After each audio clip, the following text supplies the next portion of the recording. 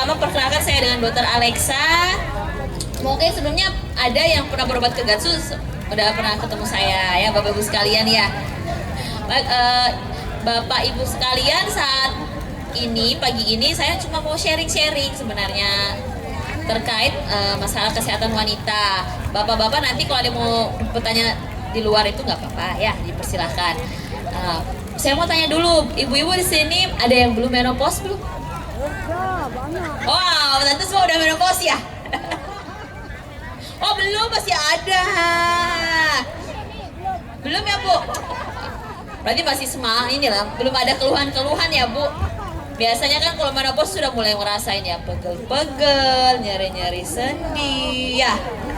Nah itu Bu nanti di ini ya. Jadi itu harus rutin olahraga lagi, minum vitamin D atau berjemur lah Bu minimal ya. Nah iya berjemur Bu, betul.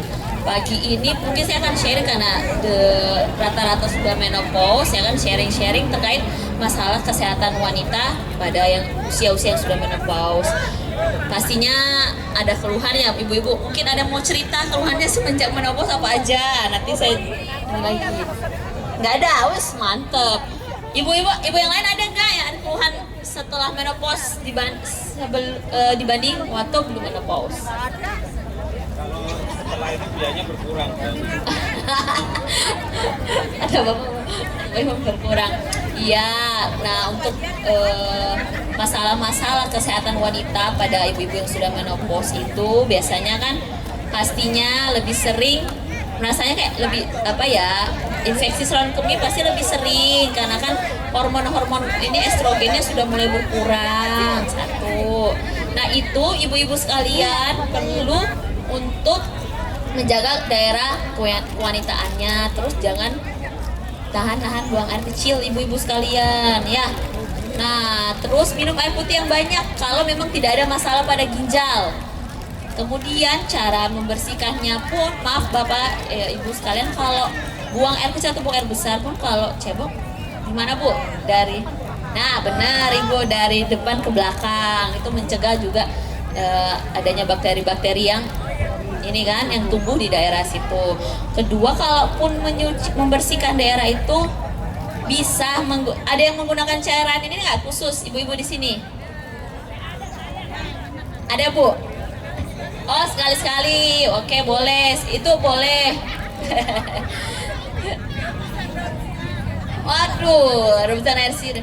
Kalau itu mungkin bisa Bu, cuma kayak dosisnya kan nggak ditahu Bu, yang dosisnya kan belum ada dosis pasti Bu. Mending pakai air dengan sabun bayi aja boleh. Sabun bayi. Oke. Kan biar bapak nggak ngeluh ya Bu. Biar bapak nggak ngeluh. Oh, bapak nggak pernah ngeluh. Mungkin bapak-bapaknya ada yang ngeluh kali. Nah itu bisa terus pastinya hindari cairan-cairan pembersih yang pakai pengharum gitu-gitu. Wah jangan rinso kata bapak, rusak dong Pak nanti kulitnya. Air hangat boleh Bu, Sabun mandi bisa. tapi kalau memang ada kayak ibu maaf kalau memang ada iritasi gitu, kalau air hangat jangan Bu, kalau iritasi kan jadi nanti malah meradang karena panas kan. Kemudian yang kedua permasalahannya biasanya usia-usia lebih lanjut lagi, kalau ini makanya masih bugar-bugar, biasanya yang nggak suka, yang nggak bisa tahan pipis. Nah itu masih bugar-bugar sih masih aman. Jadi mulai sekarang Bu mungkin bisa nyari di YouTube buat nguatin panggul kan, senam-senam kagel-kagel itu. Jadi bukan cuma saat mau lahiran aja ya, usia-usia kayak ibu juga udah bisa. Jadi mencegah untuk nantinya jadi otot-otot panggul lebih kuat, mencegah biar bisa tahan pipis lagi Bu, nggak secepat ya. Kalau udah usia-usia 80 ke atas ya itu udah memang sudah usia juga ya. Iya ya, ini masih bugar-bugar, aman. Nah setelah ya kemudian pokoknya setelah itu yang ketiga, setiap berhubungan pasti harus bersihkan pakai air gitu-gitu ya Bapak Ibu sekalian ya. Oke itu aja sih. Ada yang mau ditanyakan lagi nggak Bu? Atau ada nggak yang mengalami misalnya kan sudah pada banyak menopause terus tiba-tiba ada perdarahan lagi atau flek-flek gitu? Alhamdulillah sehat-sehat ya. Nah, amin sehat, amin. Karena kalau ada keluhan-keluhan seperti itu, ibu-ibu sekalian harus segera ke dokter. Karena kan sebenarnya sudah tidak berat itu patut dicurigain ke arah misalnya kayak penebalan dinding rahim atau amit-amit menengarannya ke tumor atau cancer gitu. Karena banyak kasus seperti itu juga. Tapi amit-amit kan namanya cancer, tumor gak ada yang tahu penyebabnya, tiba-tiba muncul aja. Ya, Bapak Ibu. Mungkin Bapak Ibu sekalian atau ibu-ibu ada yang mau sharing atau mau bertanya dipersilakan. Bapak-bapak juga yang mau bertanya dipersilakan.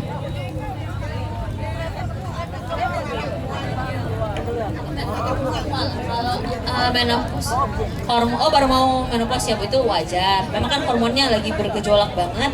Kalau memang mual, ibu makannya jadi lebih sering tapi sedikit ya.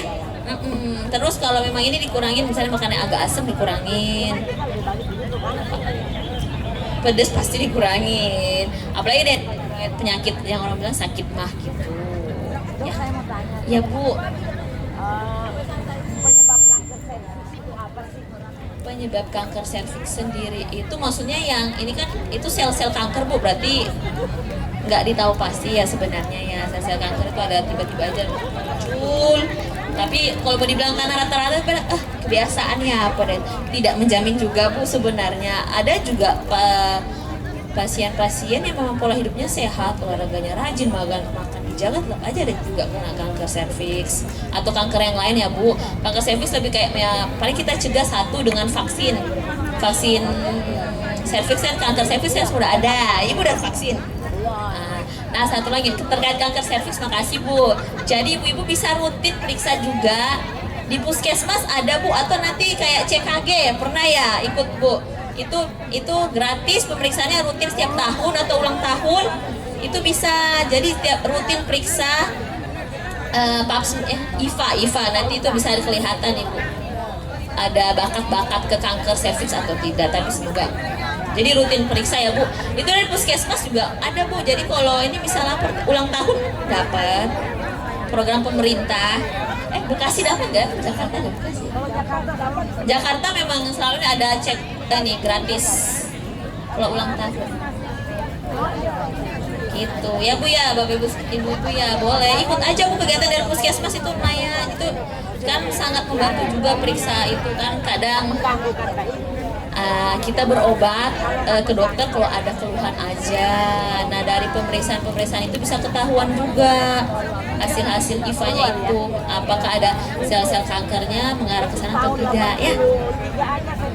Baik Bapak Ibu, IVA bahan papsir itu sebenarnya lebih ke alatnya aja sama reagennya Bu. Hasilnya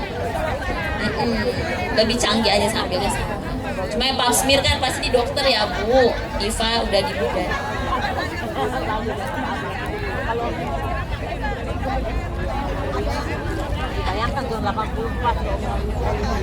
Oh, yang udah usia menopause ya, makanannya yang bagus pasti yang tinggi kalsium Pak. Ya boleh Bu, protein tinggi bisa, daging, telur, susu. Batika ada yang tanya makanan. Sayur-sayuran pasti Bu, ya tetap banyak.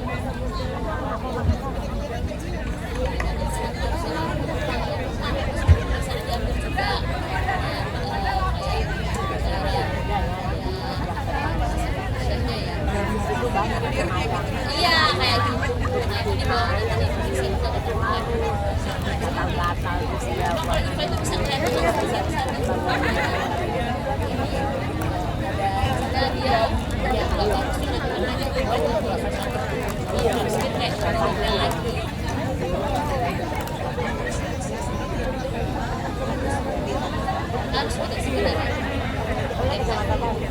ya ini kalau puskesmas bisa cek lagi rutin.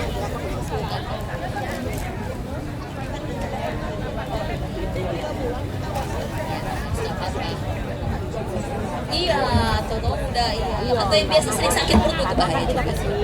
Harus dicek ya, Mbak. Tapi bukan masalah ini kan umum ini. Pribadi nanti kita pribadi. Dokter, mohon maaf ini saya pagi-pagi mau bertanya.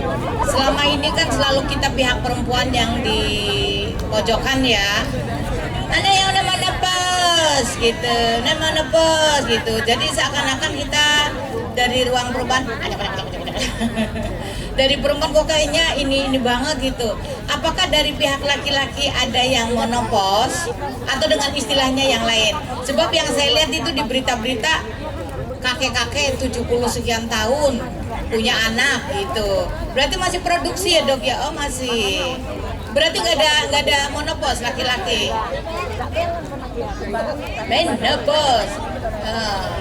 Iya, tapi kayak helikopter dok. Rame doang kagak nembak-nembak. Terima kasih. Makasih Bu. Iya kalau laki-laki nggak ada menopause. Namanya aja udah menopause. Men tidak berhenti.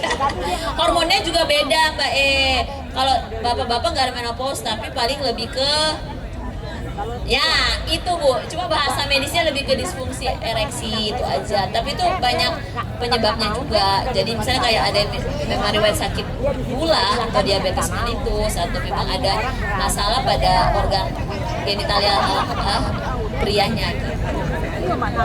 Gak ada, dia mah lanjut terus. Mantap kata Bapak. Disfungsi ereksi itu. Ya, nah itu. Mungkin Bapak, Ibu yang makanan tadi ya. Tadi saya baru sebutin yang pada dasar-dasarnya, nanti jelasin lagi sama Mbak Tika. Mbak Tika maaf. Makanan buat Ibu menopause. Dirinci sama Mbak Tika ya. Ya, gimana Bu? Soal makanan, apa pertanyaannya? Makanan yang sudah menopause. Jadi maksudnya biar nggak menopause lagi? Enggak kan? jadi jadi sebenarnya gini Bu, kalau menopause itu kan terkait sistem hormon perempuan. Jadi kita itu dari lahir sebagai perempuan kayak udah ada cadangan ovumnya ya dok ya. Ada jumlah sekian sampai umur sekian dan dipengaruhi sama hormon estrogen dalam produksi si sel telurnya. Ketika udah tidak produksi lagi, berarti itu udah memasuki masa menopause. Kalau soal makanannya, sebenarnya jatuhnya jadi makanan umum untuk menjaga kesehatan. Jadi supaya tidak terlalu banyak konsumsi lemak, kemudian tidak terlalu banyak konsumsi natrium. Biasanya kan fokusnya seperti itu kalau untuk usia lanjut. Jadi dalam sehari-hari usahakan konsumsi lemak tidak berlebih, konsumsi garam tidak berlebih, dan konsumsi gula tidak berlebih. 3 itu aja. Gula dari mana sumbernya? Selain minuman manis pasti ya, roti, nasi, tepung-tepungan. Tepung itu kan banyak olahannya, bukan cuman kue, bukan cuman gorengan, termasuk kerupuk.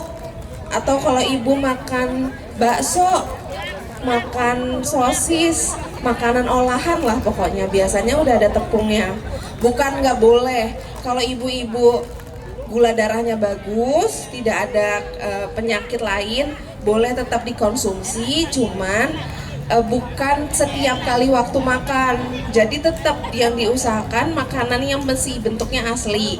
Kalau mau konsumsi nasi boleh, kalau udah nasi berarti nggak pakai kentang, kalau udah nasi nggak pakai mie, bihun. Jadi dipilih salah satu supaya sebenarnya nanti hasil akhirnya itu jadi gula soalnya, jadi itu dibatasin. Kemudian tadi garam itu selain kita pakai buat bumbu masakan, biasanya kalau bapak dan ibu suka masak pakai kecap, pakai bumbu saus tiram, terus iya itu termasuk ada tambahan garam di dalamnya. Saus tomat walaupun rasanya tidak asin, tapi itu punya kandungan garam yang cukup tinggi. Jadi semua bumbu masakan yang botolan lah ya pokoknya itu tuh banyak kandungan garamnya. Jadi diusahain kalau masak banyakin bawang-bawangan, rempah-rempah yang memang udah punya rasa gurih, udah punya rasa manis gitu. Jadi supaya tidak perlu menambahkan terlalu banyak garam lagi gitu. Tadi udah berarti gula sama garam. Satu lagi lemak. Nah, lemak ini tetap boleh dikonsumsi, apalagi kalau kategorinya lemak yang baik. Lemak itu ada yang baik, ada yang jahat gitu gampangnya ya.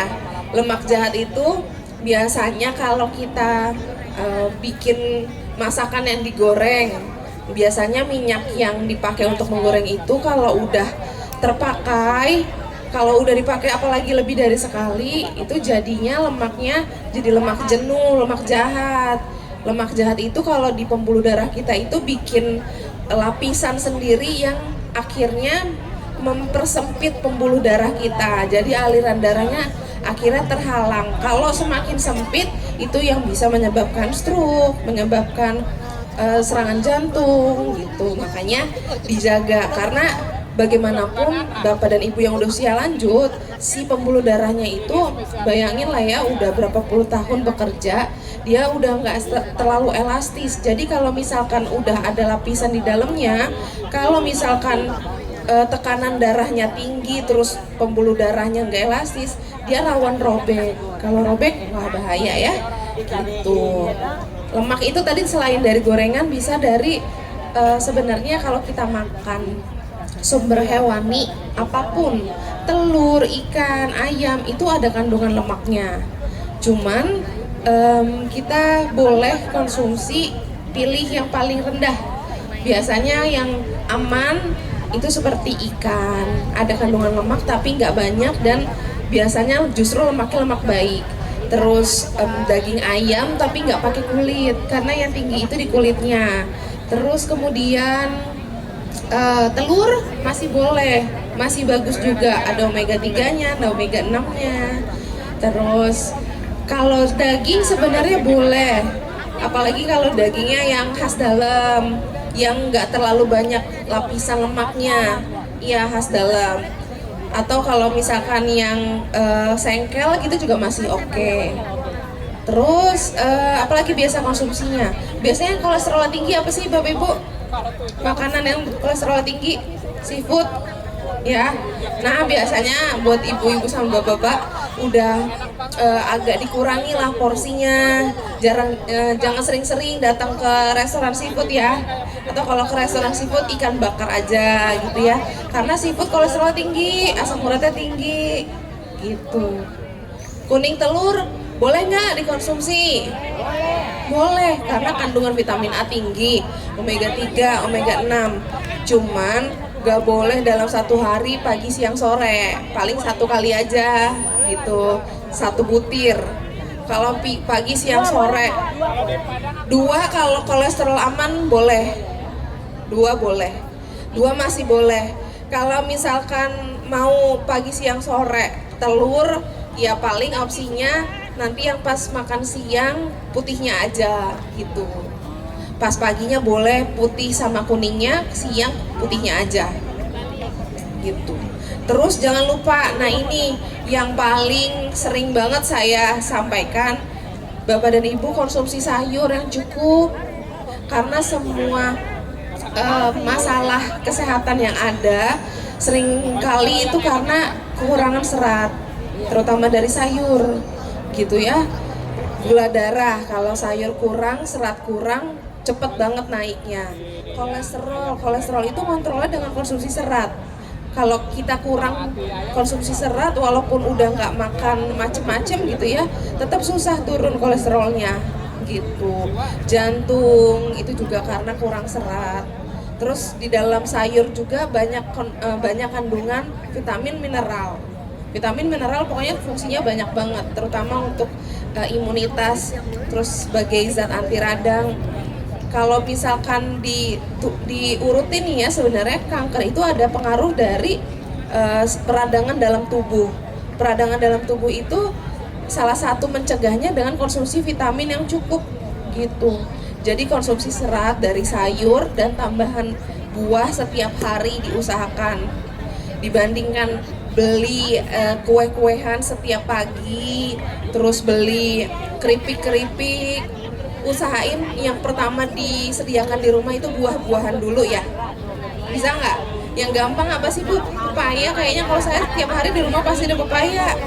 Pepaya 1 buah bisa 2 hari gitu ya kalau berdua sama bapak. Atau misal yang jeruk, pisang paling gampang gitu ya.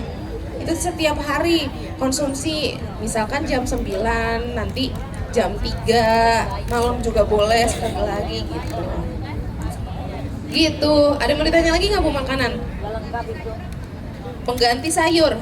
Jadi sayur itu kita perlunya, kita lihat nih kebutuhan konsumsi sayur itu dari serat, vitamin sama mineral. Yang paling mendekati itu di buah-buahan. Ya paling catatannya kalau mau menggantikannya jadi buah, biasanya kan banyak yang nggak suka sayur. Diusahakan jangan yang kandungan gulanya tinggi. Kalau buahnya seperti semangka, terus melon masih boleh. Semangka itu kan kebanyakan air ya. Kalau melon kan masih agak keras, masih ada tekstur, berarti banyak seratnya. Biasanya tuh yang buah musiman kayak lengkeng, rambutan itu lebih banyak air dan gulanya. Jadi kalau mau menggantikan sayur jadi buah, yang paling banyak seratnya itu kayak paya, apel, terus pir kayak gitu boleh Bu. Lagi mau ditanya nih Bu? Aman ya? Di sini ada yang ADM nggak? Ada yang gulanya tinggi nggak? Kalau yang senam mah jarang ya. Alhamdulillah kalau yang senam mah aman. Tensi paling kalau tensi ya usia sekarang ya. Kolesterol tinggi. Kolesterol. Harga cabai aja. Bulan baru bagus, stabil. Udah mulai minggu kedua agak naik. Ntar turun lagi ya awal bulan. Itu kita sama Bu. Kalau tensi pokoknya hindarin makanan-makanan kemasan, olahan sarden itu tinggi ya, makanan kaleng. Tadi terus kalau masak suka lupa kecap itu paling tinggi natriumnya, garamnya ya. Oh iya, oke. Bapak dan Ibu, mungkin sekian yang dapat kami sampaikan. Nanti insya Allah main-main lagi. Semoga walaupun singkat ada yang bisa dibawa pulang ya ilmunya ya Bapak Ibu ya. Jangan lupa untuk diterapin. Kalau misalkan diterapin, insya Allah nggak lupa. Kalau misalkan habis dari sini nggak diterapin, pasti lupa. Diterapin ya. Oke. Terima kasih banyak atas waktunya. Terima kasih Bu atas waktunya Bapak. Kita tutup. Assalamualaikum warahmatullahi wabarakatuh. Dok, foto bersama dulu dok. Ayo kita foto bersama dulu yuk di sini yuk. Dokter di atas, Mbak Tika, Mbak Maskus, Mbak Cucum, foto bersama. Ayo.